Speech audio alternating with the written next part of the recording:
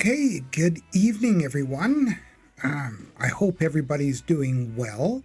Uh, yeah, welcome tonight. Glad you could join me. It's tonight. Yeah, going to be a bit of a mixed bag. Provocative, evocative, some sort of vocative. Not sure. I want to talk about bridging the divide. Now, just to put it succinctly, with recent events that have been continuing since March of last year, March of 2020, at least for us here in Western Canada, I'm talking about the plague, the pandemic, and how are we coping with this continuing division that's going on? Now, when I say we, I'm talking about us as safety professionals, but also employees that are tasked with health and safety responsibilities, and also, of course, us that belong to organizations, whether they be big, small, public, private, profit, for-profit, not-for-profit, volunteer-based, and more. How are we coping with this, what's like a mercurial ebbing and flowing pandemic tide? And I say this because honestly, things are constantly changing. It's just weird because camps are developing on sides, but also not only that, they seem to be merging together. You have people that were pro-vaccine, but are now anti-mandate and anti-vax passport or vaxport, and people that were anti-mask but appreciate the vaccine. Like, it's just weird, and it's causing this dilution and dissension. So it's becoming really and truthfully, if you look at it, tremendously confusing, and it's causing an uneasy workplace culture, especially around health and safety. Now, what's worse yet is I see safety professionals on social media sites, especially like LinkedIn, which is supposed to be a professional site and a professional networking site, but sometimes you see the posts are vitriolic in nature. They're just terrible. But even more so, it's creeping into our recreational life. We see it, of course, on other social media, Instagram, Facebook, Twitter, etc. So how do we cope with all of this, the different groups alienating, fighting each other, and honestly, it's dissing. And what I mean by that, it's disillusioning, disheartening, disconcerting, and even in some cases, outright disgusting. So what we need to do is, instead of picking sides, instead of being part of the debate, what we need to do is chat and, of course, collaborate. So in this episode, I'm hoping that everybody can join in. I'm hoping more people, and I admit right off the bat, I screwed up. I screwed up in the scheduling. I clicked 9th without looking at the dates, and I've said I've always live streamed every second Wednesday, and I don't know why I did that, but I did it. I managed to change it and figured it out, and I'm sorry, but so if you have to catch the recording, the video on demand, as YouTube calls it, I hope you enjoy it. Otherwise, hopefully you'll also give me a like and not a dislike. But before we get too far, let's talk about the chat rules. Please. Oh, hello, Jim Stepik from Calgary. Hi, you beat me to it. But yeah, participate. Introductions are nice. Jump into the chat if you can. I understand people like anonymity, and that's fine. But introduce yourself, where you're from, or whatever the case may be. Don't be afraid to offer your knowledge and opinions, ask and answer questions, especially if I don't get to it, because a lot of times I won't pay attention to the chat. It's off to my left. So I appreciate the dialogue. I honestly do. But above all and beyond all, be civil. No name calling, no insults. And because we're talking about, well, the pandemic or the plague, believe it or not, YouTube has good voice recognition and speech recognition. So I constantly try to refer to it as the plague. But on that note, no medical advice. No vaccine shaming, pro or con vaccine or anything else like that. Same thing with mandated vaccine ideas and so forth. This honestly isn't the platform for it. And no other URLs, links, or any other kind of promotion, okay? Yeah, Great. So there we go. And always get my attention, zap a couple of times in the chat if you have to or whatever. If you want to say something, by all means, and I'll try to keep an eye on it. But what I thought we should do first is talk about some things in the news. Where'd I go? There I am. Now, everything's been opened up and moving alongside, but one of the big things, and if anybody wants, I'll leave links in the description. I won't put them in now because I didn't want to let the cat out of the bag. I wanted to have some sort of, how should I say, dialogue and something to talk about, so I didn't want you to go looking at the links beforehand. But I will leave them in the description if you desire. And this one comes from HR Director. It's a UK magazine, but they've got a good point. And it's actually happening lots. And in fact, the Minister of Labour in British Columbia about 4 months ago actually went on the news, and he was making a point saying, is it possible that we are so concerned about COVID-19 precautions, we're forgetting about the other precautions? And I don't know, I'd have to hope that other safety professionals would reach out and give me their opinions, because I've learned one thing: mine's only one opinion and it often doesn't count. But what they're saying is, don't overlook common workplace injuries. And although it's associated mainly with office settings and office type related injuries and so forth, it's still another thing to understand is when you get back to work, don't put aside things like sprains and strains, especially if because of COVID-19 you've been off for a long time. Although you may have hit the gym or whatever, you haven't been doing the usual habitual work that you might have been used to. So you might be more open and vulnerable to sprains and strains. So just be careful and be mindful of your tasks and what's going on in your normal workplace prevention. Now,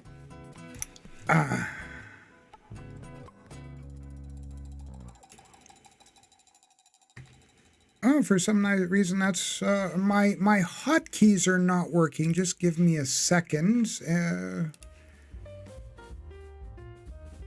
Oh, never mind. I know the problem. Let's try that. Now, in another case, an LRT worker got seriously injured, and this is what it speaks to because, and the like I said, if you want to leave, I'll leave a link to the article below. But part of the problem is, and I don't know if COVID-19 is causing this, I certainly won't speak to anything that's currently under investigation, and this one just recently happened, just a week and a half ago. But the worker was seriously injured because the machine carrying the material tipped. The material slipped and fell, and he was struck by the material. And often what's happening is, once again, people's attention isn't necessarily on their work. And important no matter what, we can't forget things like hazard assessments and proper work practices. But that's not the most disconcerting article. Here's the most disconcerting one. Last year in British Columbia, the overdose crisis killed 1,716 people. Now, just to put it into a bit of perspective, we've been very worried about COVID-19 in actually the same period, but they actually were recording another couple of months. The previous one, the overdoses, were January to December of 2020. The COVID-19 stats were 1,391, but that was from January to the end of February in 2021. So actually a longer period of time. So really and truthfully, we have to put everything in perspective. It's not just COVID-19 that's killing people. Okay? Workplace accidents are still occurring. Car crashes are still occurring. And unfortunately, marginalized folks, such as those that are suffering from addiction, are still considering a vulnerable group. Now, just to put it in, also just a little bit of a plug, and I don't get anything for this, but National Addictions Awareness Week here in Canada runs from November 21st to 27th. So just a reminder as well, workplace drug abuse is still a problem. It still exists, and it's still a health and safety concern. So it's something that still needs to be, how should we say, on the forefront in the awareness, shall we say, for want of a better term. Yeah. So now, anyway, enough about the news. Why don't we jump right into it here? And yeah, let's talk about tonight. Now, I started this channel quite a while ago with the idea to promote workplace safety, provoke it, if you will, during the COVID-19 pandemic outbreak.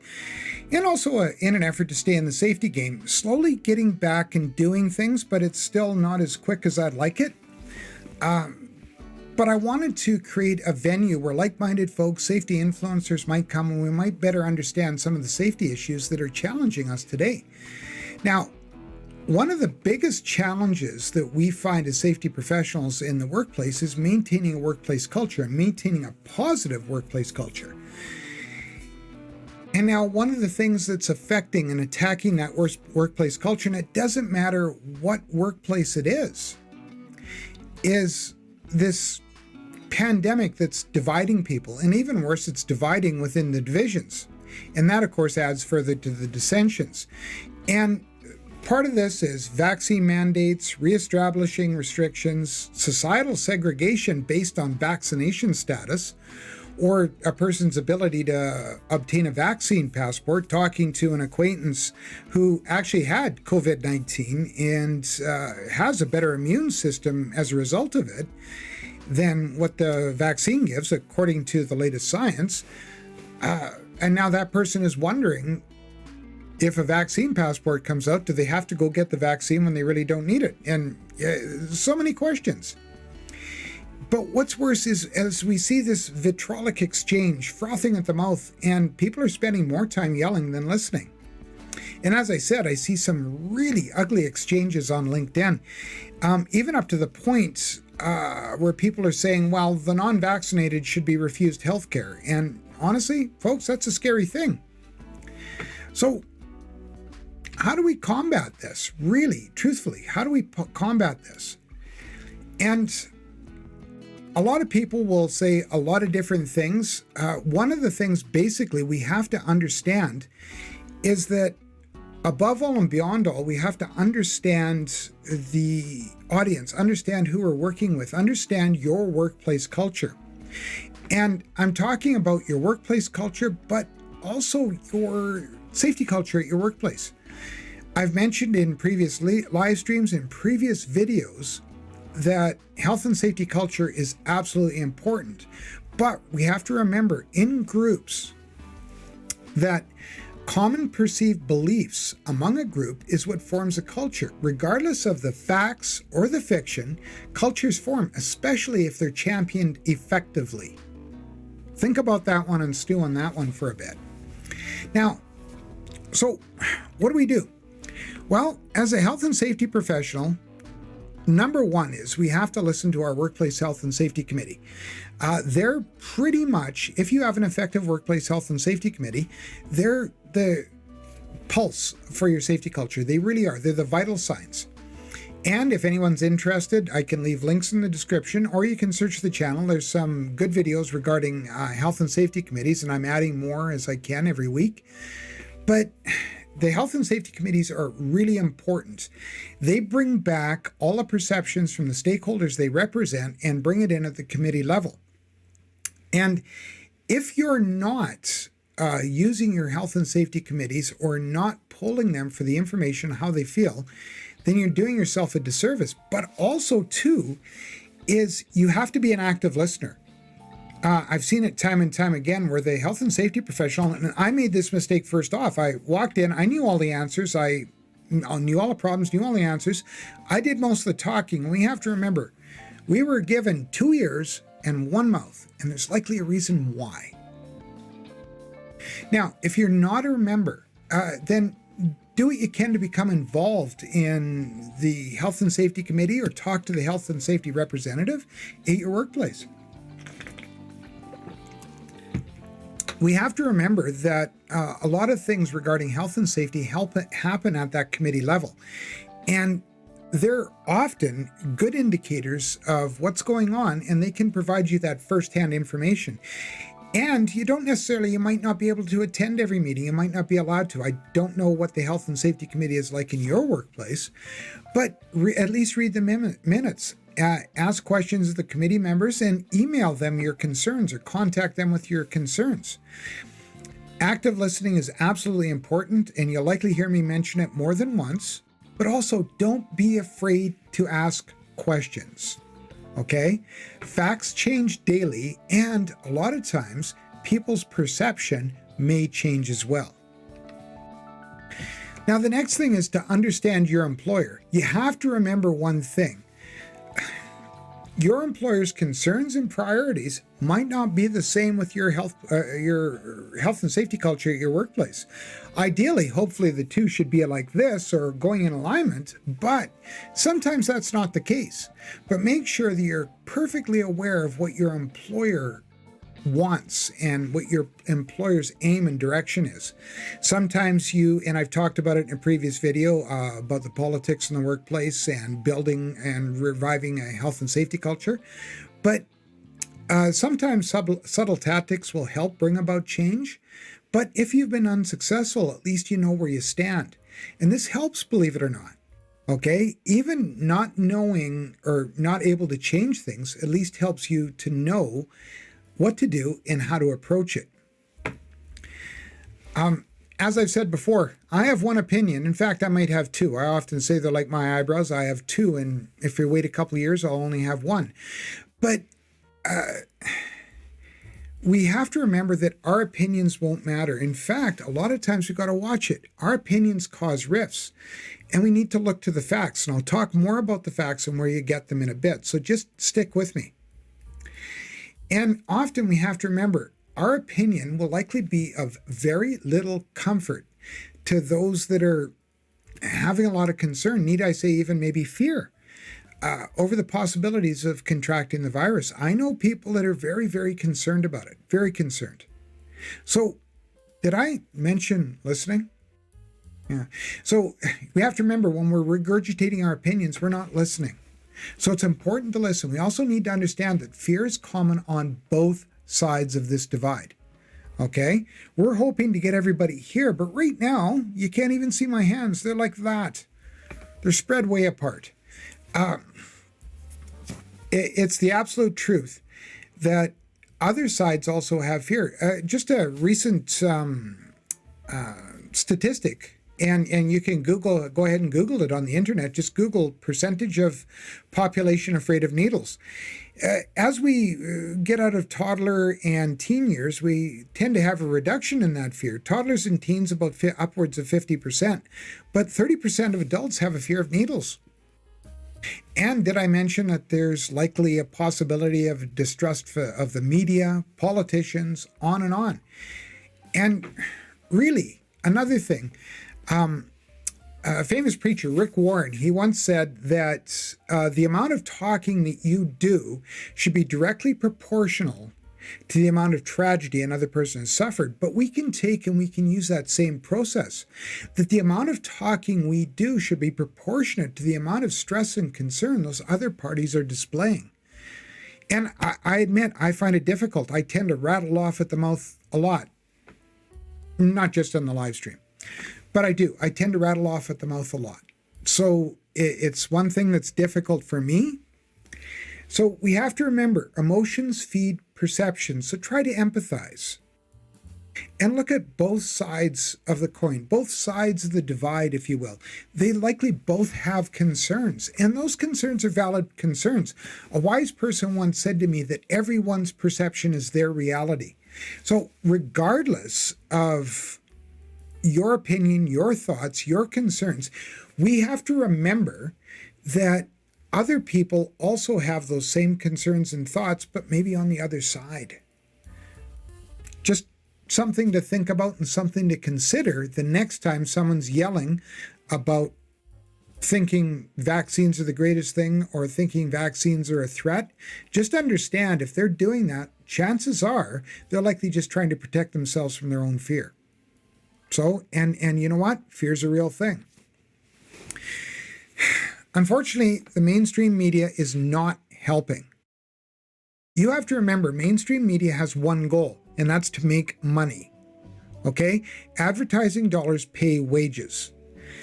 I couldn't find it. I looked for it and I found a statistic whereas at the beginning of the pandemic, that advertising time during news broadcasts and on the news channel actually climbed. I can't find it, so all I can say is that's an anecdotal thing. But realize one thing, no matter what, mainstream media isn't helping, but even worse is the not mainstream media, okay? The bloggers, the vloggers, and on. It seems everybody with a camera, a Twitter account, a YouTube account, a smartphone, whatever, they're not necessarily helping the whole issue, okay? And a lot of times they're adding fuel to the fire. Not something that I find is necessarily a good thing. I'm not saying Twitter and social media are a bad thing. I'm not at all. In fact, look, I'm on YouTube. But we have to understand and place a filter in front of us and start filtering, okay? And encouraging our coworkers to do the same thing. And I've seen it. And I put Facebook Medical School for two reasons. Number one is, obviously, if we find some piece of information somewhere, we should go research it on our own. But the other thing is, don't mock people if that perception has caused them to have a feeling. Don't say, oh, you graduated from Facebook Medical School. Because really and truthfully, I have to ask, do you honestly think these demeaning and outright subversive memes and demoralizing memes are helping? Do we think these vitriolic exchanges on social media are helping? Do they help anything at all? I understand that we all have to vent our anger somehow, some way, but really it's not the way to do it. We also have to remember that blood is thicker than water, okay? Families and they unite, they divide. Sometimes they remain neutral to what their relatives are doing or saying. But we have to remember exactly that. Blood is thicker than water, and familial relationships also influence and determine the way a lot of people think. Okay? You may be fortunate, like I'm blessed. All my kids have different opinions on everything. They're all different. As night and day. They may have some common beliefs and understandings and thoughts, but they also have their own in so many different ways. It's not necessarily like that. I know families where everybody votes the same, everybody thinks the same, and I'm not saying that's a bad thing. We just have to understand that those are some of the influences that also creep into our workplace.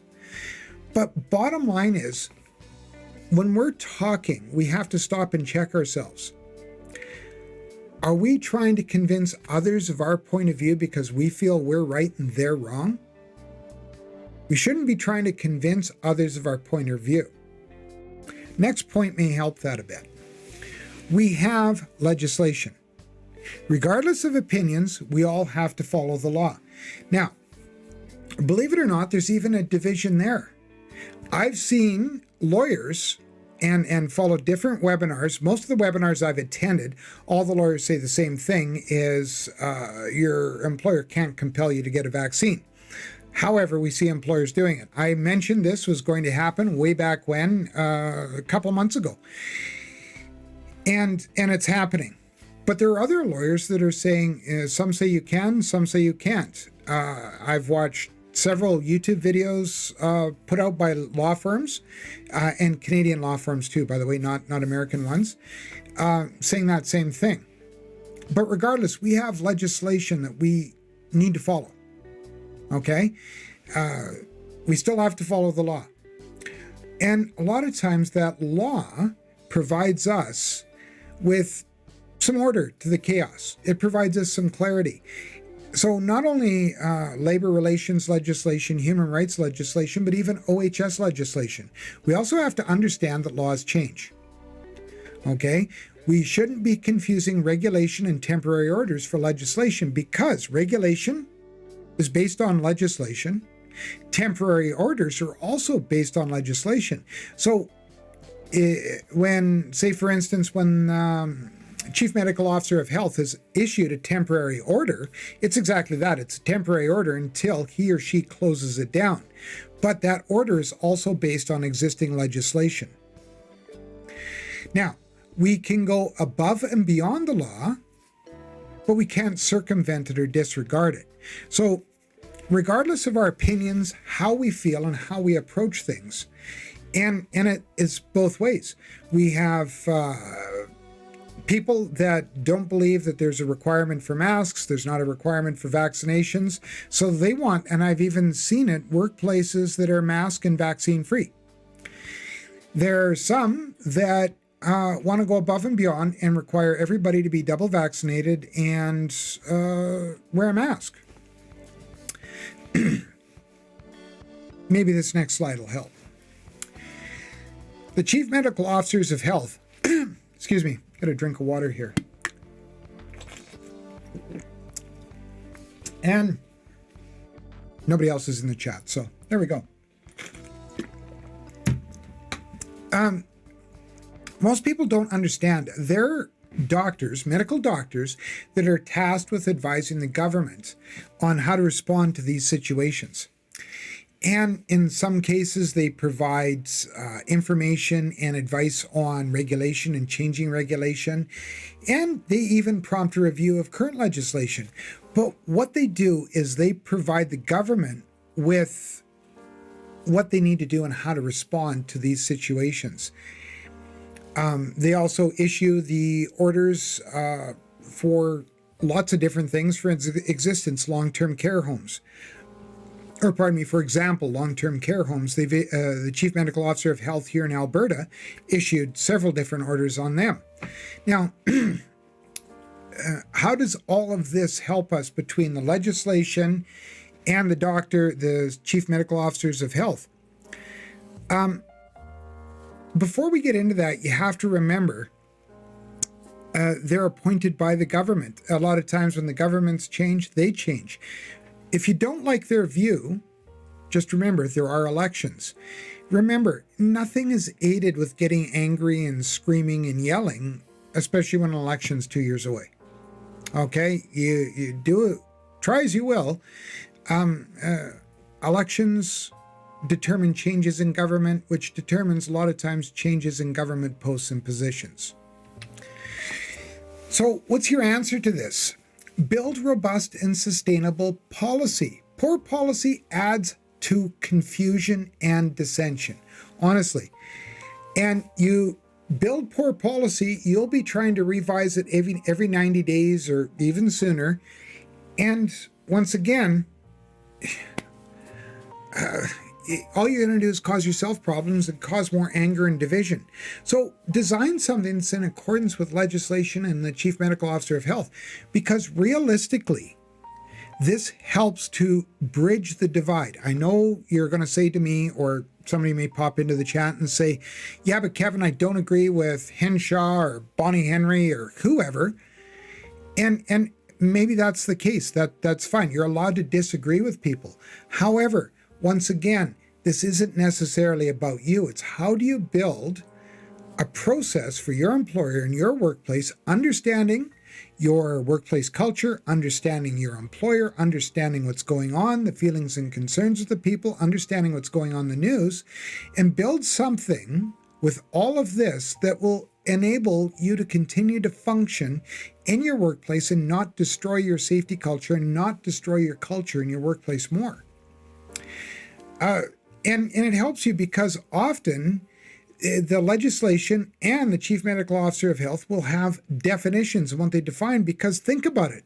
Right now, if you design a policy that says everybody has to be fully vaccinated with the intention of 2 vaccines, what if the third one comes in, but only certain people can take it. So what does fully vaccinated mean?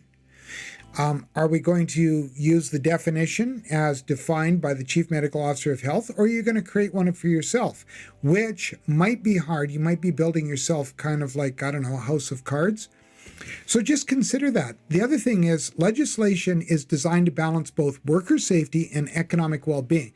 What I mean by that is it takes into consideration that defined balance between worker safety and marketability and allows the employer to turn a profit. Because, and I know there's likely going to be somebody out there who will say, well, it's not all about the employer's profit. Keep in mind, I don't know, if I was an employer and I was just breaking even every month, I'd likely consider shutting down if it stayed for too long. So remember, it's also about that employer being able to turn that profit or at least remain solvent during the times of crisis.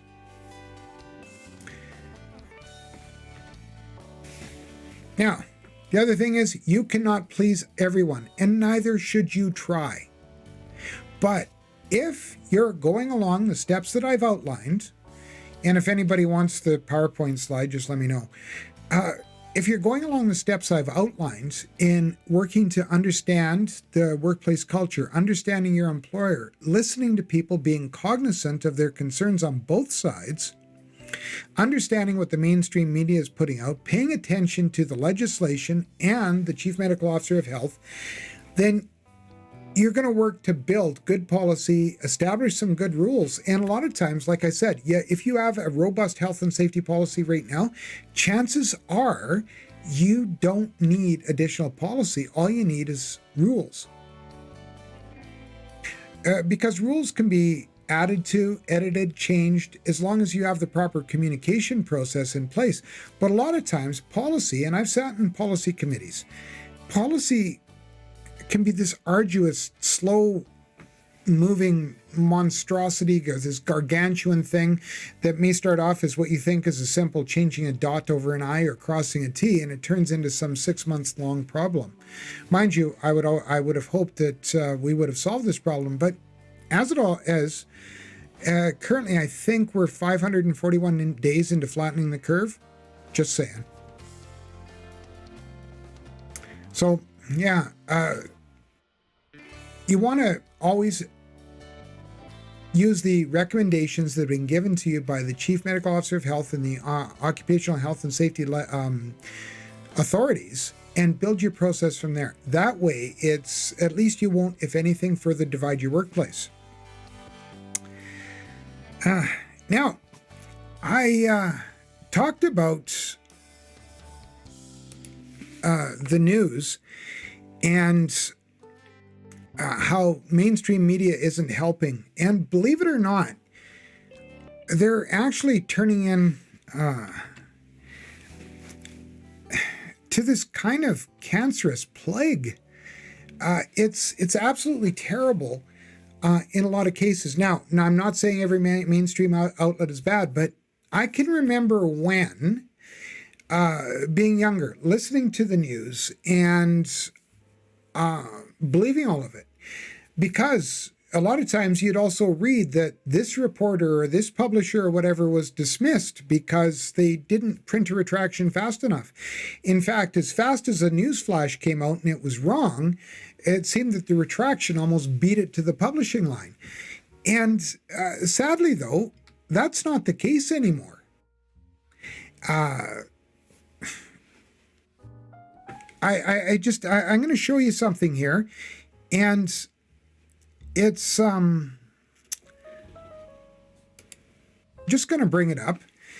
This article, and I'm not saying Rolling Stone is a news outlet. By all means, they're not. But really and truthfully, a lot of news these days is just nothing more than commentary or opinion pieces. Like, really and truthfully, you need to have a quick look at the headline and who's doing it and make sure it doesn't say opinion, because I find a lot of it is opinion and people are making money writing opinion pieces, but good for them. That's their work and good on them. But this was an article in Rolling Stone a while ago, and it says gunshot victims left waiting as horse dewormer overdoses overwhelm Oklahoma hospitals. And this was September 3rd, so it was Labor Day weekend. And this is disconcerting. You think about it right now, and honestly, it's the drug it's like Voldemort, the drug that people do not want to mention. In fact, they've started using IVM on different social media sites because you're getting censored. But this was done, and other news outlets jumped on it. This is from Business Insider. Oklahoma emergency rooms are so backed up with people overdosing on ivermectin that gunshot victims are having to wait to be treated. And this is terrible. But not only that, even worse, other bigger mainstream media, MSNBC, CNN, all sorts of reporters and unfortunately, actresses, actors, celebrities, everybody got on this Twitter bandwagon and they were right on it, getting on about horse tranquilizers. Now, first off, I don't want to say that I'm endorsing ivermectin as a therapy. Not at all. If you're doing anything, unless it's over-the-counter medication, you should be doing it under the auspices and observation and care of your doctor. That's just plain and simple. Because anybody that treats themselves for any kind of injury or illness usually has a fool for a patient. So, by all means, see your doctor. But Rachel Maddow, and unfortunately I've heard people call her Mad Cow, but anyway, once again, same thing. And she says, the scariest one I've heard that's seen is people coming in with a vision loss. And she's quoting a doctor, but there's a problem with this. Here's a statement from the health service that was in charge of those hospitals. And the doctor has not worked at that location for over 2 months. And so when this doctor's reporting this and tweeting this and saying all of this stuff and talking to the media and enjoying his celebrity status, kind of like another doctor we know about right now. But even further, you look and it says, NHS Sequoia has not treated any patients due to complications related to taking ivermectin. This includes not treating any patients for ivermectin overdose. And finally, just have a look here. Do the two photos look familiar? Okay. One is from an article, and I can supply anybody the link that they want. I haven't bothered putting it in the description, but one is from an article on a news site where people are lining up at an Oklahoma City church for a COVID vaccine. Yeah, lining up for a COVID vaccine. And you notice the exact same photo is being used in a Rolling Stone headline. Yeah, I don't know. I haven't got any words, but worse yet, see what's happening is mainstream media got on top of this because they didn't want to be left in the lurch if this was a real news story. So they're just going to start reporting on it. And it was attributed to Mark Twain, but really and truthfully, it's attributed to Winston Churchill. But one of the sayings is a lie can make it halfway around the world while the truth is still lacing up its shoes. And Churchill, I believe, said a lie can get halfway around the world while the truth is still finding its pants. But either way, you see what happens? You see how fast an untruth travels? But that's part of what's going on right now. But even worse, September 5th, not a retraction, still trying to justify what they originally led with. And saying that the hospital is basically now the liar.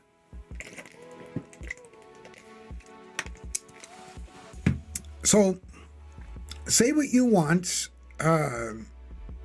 consider what you want as far as stuff goes, but be careful where you're getting your news. Be careful where you're getting your information, because really and truthfully, the COVID-19 virus is one thing to concern ourselves with, but the other concerns are untruth, fear, anger, and really and truthfully, nothing is to be gained by shouting.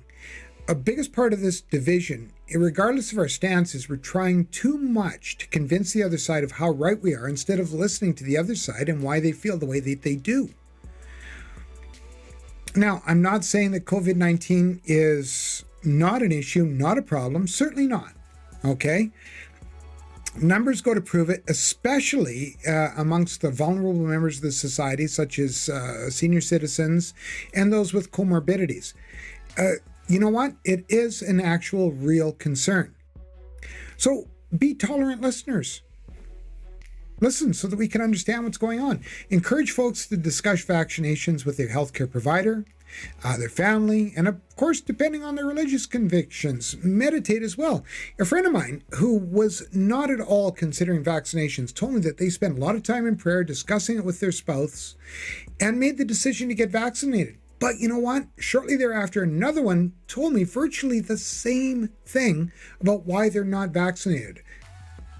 Incidentally, they're both my friends.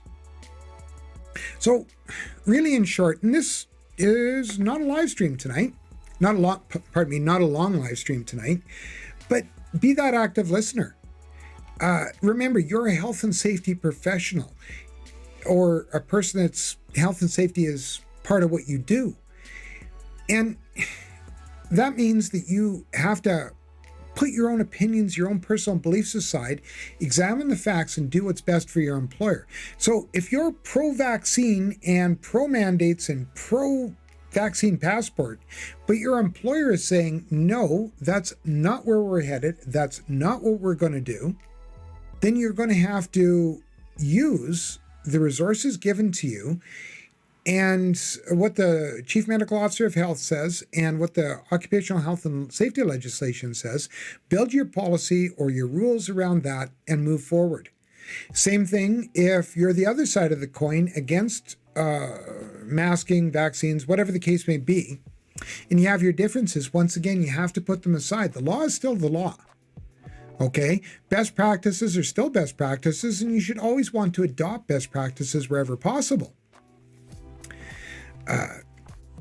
You should be looking at doing what's best for the workers in your organization and putting your own opinions aside. So build that robust policy, and further to that, be ready to accept change, because things are going to change further. After all, like I said, here in Alberta, I think we're 541 days into flattening the curve. And you know what? Through all of this, things have changed lots. Yeah. So, hey, we pretty much come to the end. I don't see... Jim was the only one in the chat. Okay, well, thanks, Jim.